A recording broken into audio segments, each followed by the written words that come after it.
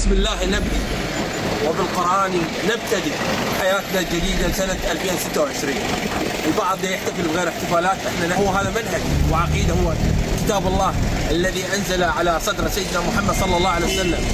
اليوم احنا راح نبدأ في 26 توزيع كتاب الله. أخوي أبو يزن، هاي المناسبة انه اول حملة تنطلق خير وسلامة في محافظة الأنبار ومدينة الرمادي على مستوى العراق، توزيع مصاحف القرآن الكريم، وخصيصا في هذه الليلة نريد الكل تحتفل، الكل العالم نريد نحتفل، لكن نحتفل بتوزيع كتاب الله على الناس، وهو هذا دستور الأمة، دستور الكون كليته. صلى على النبي وتوكل عليه.